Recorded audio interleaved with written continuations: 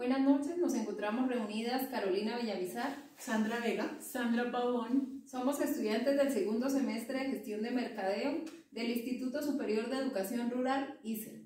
A continuación vamos a hacer un análisis macroeconómico de las variables de México. Ellas son el PIB per cápita, la inflación, el desempleo, el gasto público y el consumo. Este conversatorio empieza con una reseña histórica y económica de México.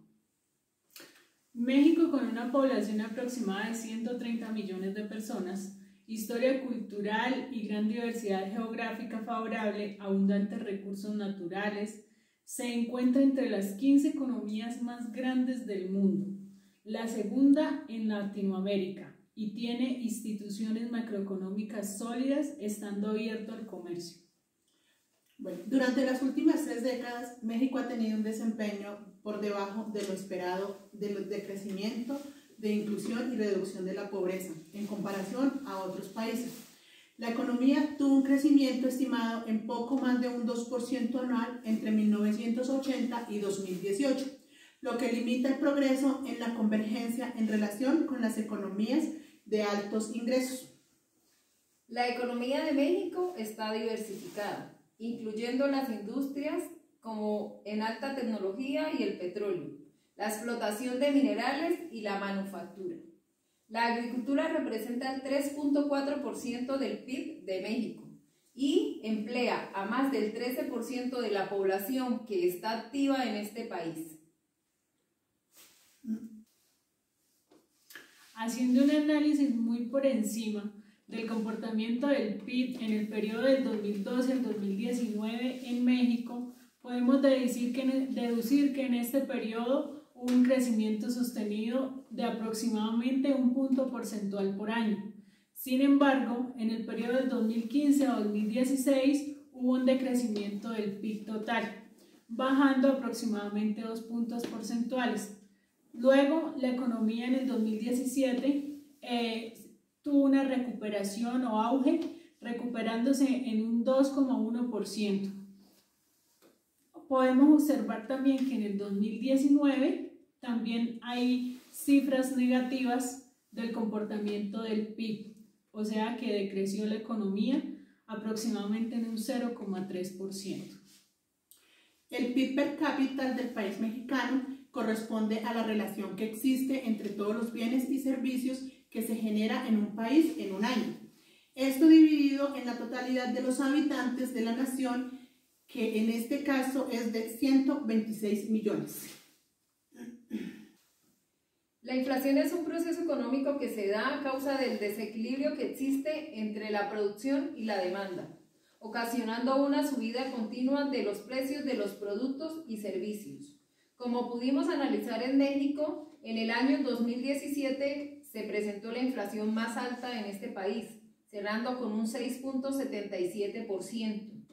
En el año 2012 la inflación estaba en el 3.57% y en el periodo que estamos cerrando hacia el 2019 podemos determinar que más o menos la inflación está entre un 3 o un 4%. Para el 2018 la inflación cerró en el 4.83%, es decir, que la inflación en este país se ha mantenido y los precios de los productos y de la demanda no han generado tantos niveles altos de inflación comparado con otros países de Latinoamérica. Otra de las variables macroeconómicas a analizar es el desempleo. Podemos destacar que en los últimos 10 años México se ha caracterizado por tener la tasa de desempleo por debajo del 6%, teniendo las condiciones laborales del mercado cada vez más fortalecidas y manteniéndose en una tasa de desempleo de aproximadamente el 3,5%. Bueno, compañeros, les cuento que los sectores que más generan la tasa de ocupación en el país mexicano son el comercio, la transformación o la manufactura, los servicios personales y la agricultura. ¿Qué tal les parece? Buenísimo. Excelente. Espectacular. Y en relación con otros países de Latinoamérica, México presenta la tasa de desempleo relativamente estable. ¿Por qué? Debido a su posición geográfica, como lo hemos estudiado a través de estos tiempos, México está en la frontera con Estados Unidos, entonces esto hace que el empleo, que las oportunidades de trabajo en esta zona sean mucho mayores, también el capital humano y el desarrollo de los sectores económicos. Bueno, compañeras, otra de las variables que vamos a tocar es el comportamiento del gasto y el consumo nacional.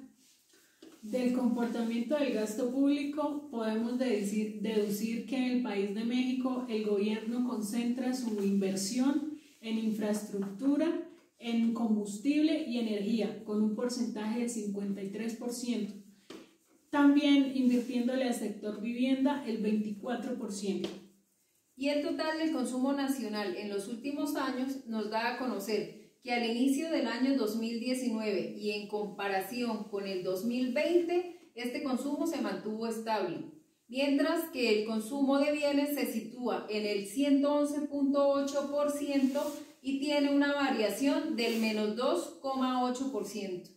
Se queda en evidencia de que el alto consumo es por la importación de productos. Una de las políticas económicas que ha implementado México es la comercial. Se caracteriza por ratificar el tratado entre México, Estados Unidos y Canadá. Otra de las políticas es la fiscal. Ella la aplica la Secretaría de Hacienda y Crédito Público. El objetivo es controlar los niveles de ingresos y egresos mediante la recaudación de impuestos y el gasto público del gobierno. Bueno, compañera, les cuento que otra de las políticas comerciales de México es la política monetaria. Esta política monetaria está bajo responsabilidad del Banco de México y su objetivo central es controlar los precios para que la tasa de inflación se mantenga en un promedio de 2,83%. Perfecto. México es una república federal. En 1824 se establece el régimen republicano, democrático y representativo federal. La constitución que está vigente fue aprobada por el Congreso el 5 de febrero de 1917. El tipo de gobierno es democrático, representativo y federal. La forma de gobierno que tiene México es el de la república. En él, el gobernante que se elige se llama presidente. Compañeras, muy interesante el conversatorio. Aprendimos muchas cosas acerca de México, ¿no? Sí, señor. A grandes rasgos, pues hicimos un análisis de las variables macroeconómicas, lo cual nos da un análisis en general acerca de la economía en México y el estado actual en el que se encuentra el país. Sí, muy bueno. Muchísimas gracias. Bueno.